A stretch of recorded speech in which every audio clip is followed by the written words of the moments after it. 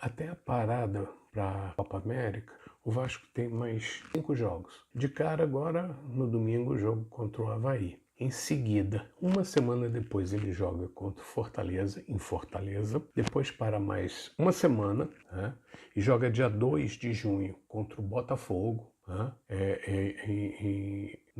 no Engenhão. Depois, dia 9, quer dizer, uma semana depois, ele joga novamente em casa contra o Internacional. E depois, na quinta-feira, dia 13/6, ele joga contra o Ceará novamente em São Januário. Então o Vasco tem agora 5 jogos. Desses 5 jogos, 4 são em casa. Apesar do jogo contra o Botafogo não ser mando de campo dele, mas ele não vai precisar viajar, não vai precisar sair do Rio de Janeiro.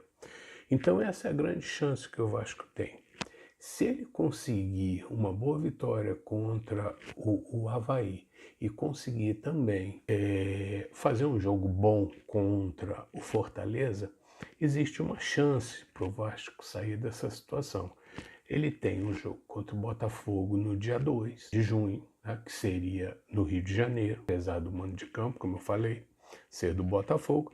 Depois ele joga contra o Internacional em São Januário, dia 9, e joga novamente em São Januário, dia 13, na quinta-feira. Aí ele tem um intervalo um pouco menor, né, de domingo para quinta.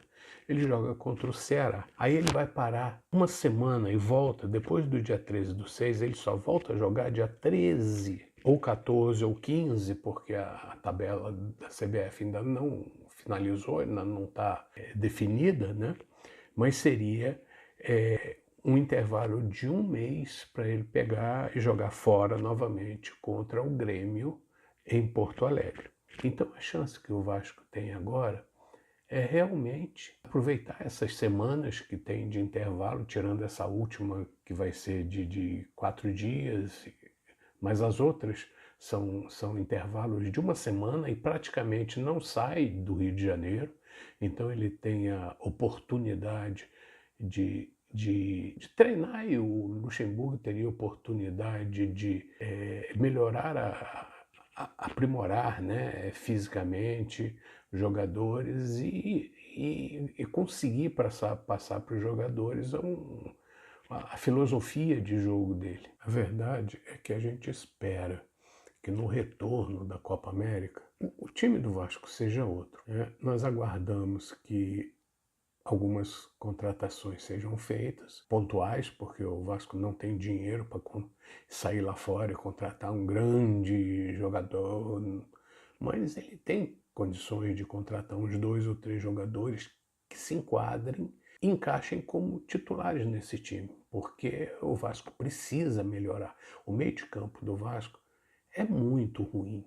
É um time que não consegue distribuir a bola, não consegue fazer a passagem da defesa para o ataque, não consegue conduzir a bola e entregar a bola em condições para que os atacantes finalizem. Infelizmente, essa é a realidade. E o Vasco tem que procurar isso. Tem que procurar achar esses jogadores. Então, olha, o Vasco tem uma oportunidade enorme.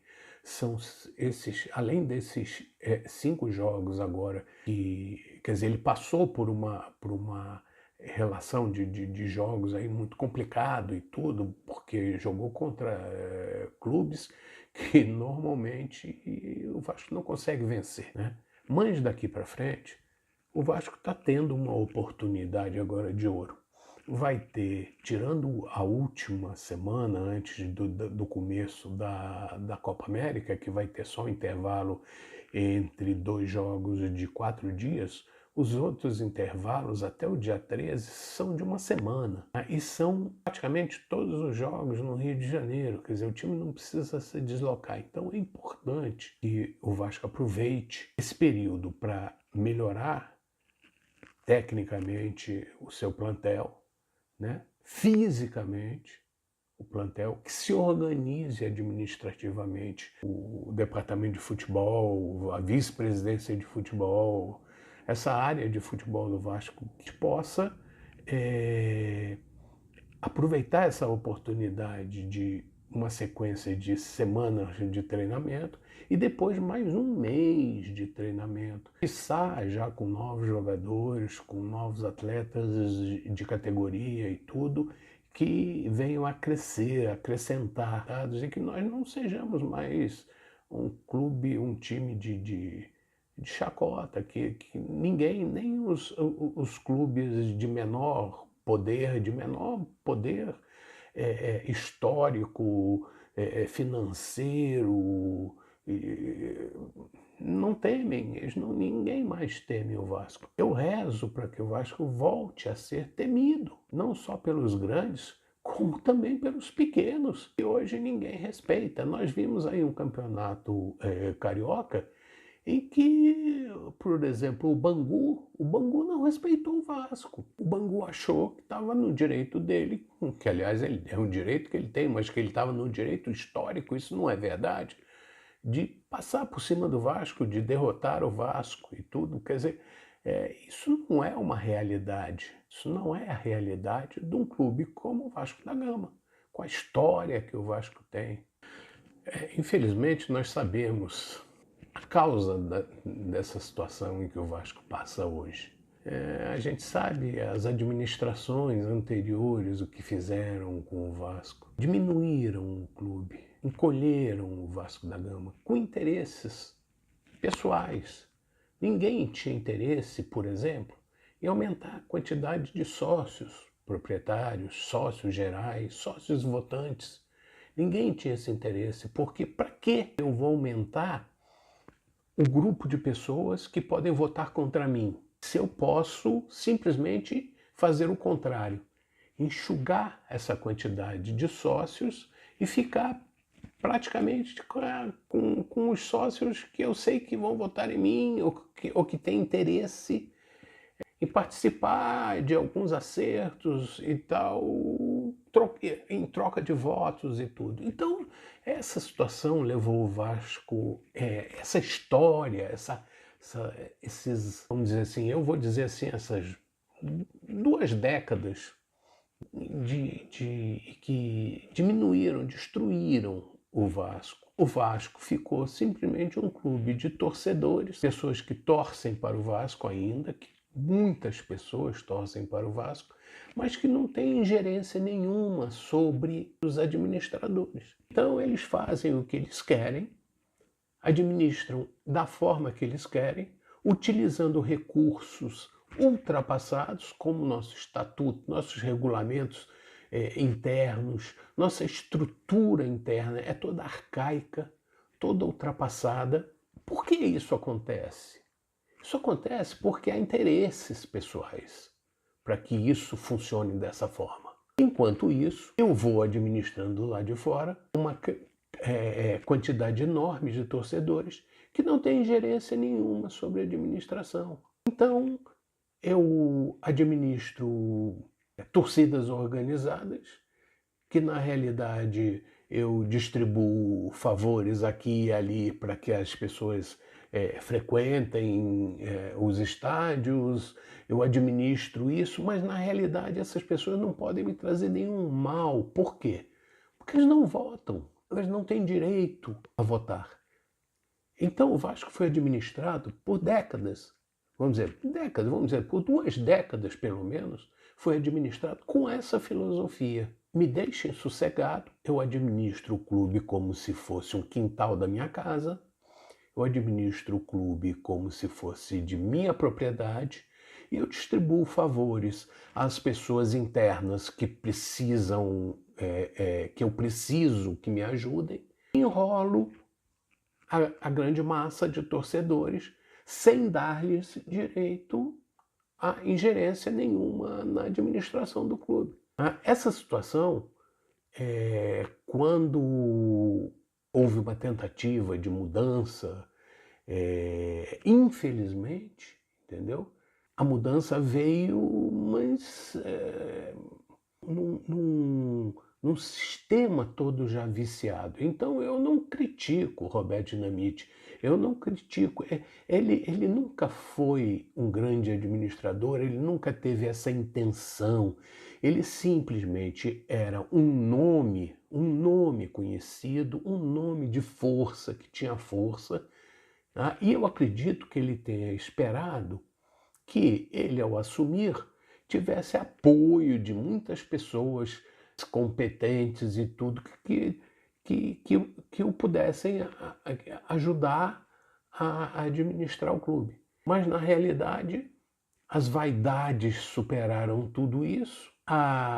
Vou dizer, incompetência, vamos dizer assim, a não competência dele de lidar com esse tipo de situação acabou deixando ele em segundo plano, colocado quase que à margem do processo, enquanto as brigas internas começaram a acontecer.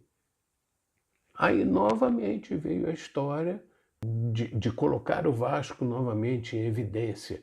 Aí surge novamente um novo nome, que foi do Júlio Brandt, entendeu? De se colocar tudo.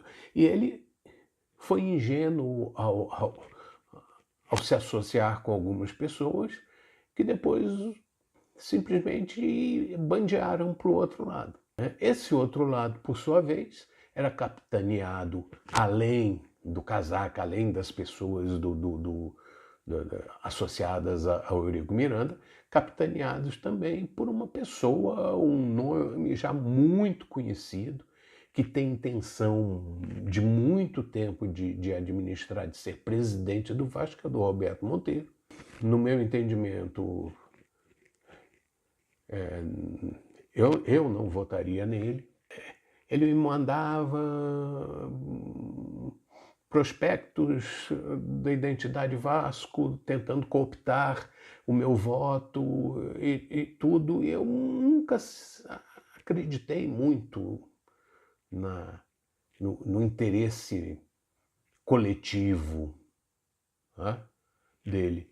Mas o Alexandre Campelo se associou a ele, achando que teria uma sustentação, né? Mas ao assumir a presidência do Vasco, eu acho que o Alexandre Campelo, pelo histórico, pela campanha que ele fez junto ao Júlio Brandt, tentou administrar o Vasco da forma como ele tinha proposto, talvez até para melhorar um pouco, né, aquela situação do golpe, nossa, traidor e tudo, e aí de repente ele transforma o Vasco em um clube transparente, começa a administrar de forma mais moderna, colocar pessoas que ele fez algumas pessoas de competência para ajudá-lo e tudo, mas acabou batendo de frente com esse grupo que teoricamente lhe apoiava.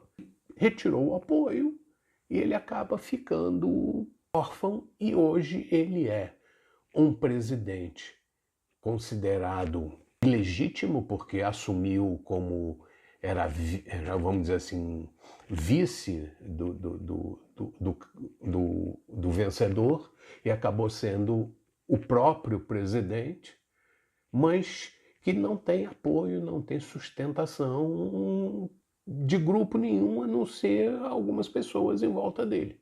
Ou seja, ele não tem apoio da Identidade Vasco, ele não tem apoio do Sempre Vasco, ele não tem apoio do Casaca, ele tem apoio só das pessoas que ainda estão ao lado dele.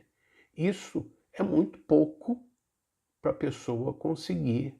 Então ele administrar um clube do tamanho do Vasco. Ele continua tentando, ele vai continuar tentando, e eu acho que tem que continuar mesmo, porque qualquer interrupção no mandato dele agora é nefasto, porque quem assume é o vice, e o vice é do grupo do Identidade Vasco. Então eu acho que a melhor coisa mesmo é manter essa estrutura e a gente esperar para o ano que vem, na eleição, que haja uma mudança de filosofia, já que a mudança estatutária é quase que impossível de ser realizada, né? Ou seja, a modernização, a entrada do Vasco no século XXI continua muito, muito difícil de se realizar, né? E nós vamos continuar ainda, talvez, ano que vem, com uma eleição baseada num estatuto de 1900 antigamente. Mas tomara que nós, pelo menos, não caiamos para a segunda divisão, que seria o fim do Vasco da Gama. Gente, obrigado. Eu estou iniciando meu diálogo com vocês através do YouTube, motivado pelo fato de que eu já não sou mais nenhuma criança, né? E não vejo, não consigo aceitar que o Vasco trilhe o caminho que vem trilhado. Por isso eu vou continuar postando os vídeos e pedindo apoio de vocês para que a gente possa sempre discutir o Vasco de uma forma produtiva, sem interesse, né, nenhum particular. Eu não tenho interesse. Eu sou sócio do Vasco porque eu quero ser sócio do Vasco. As pessoas dizem assim: por que você não desiste? Eu não desisto. Eu nasci Vasco e vou morrer Vasco. Então eu não posso desistir do Vasco da Gama. Esse é meu interesse e eu peço a ajuda de vocês. Muito obrigado.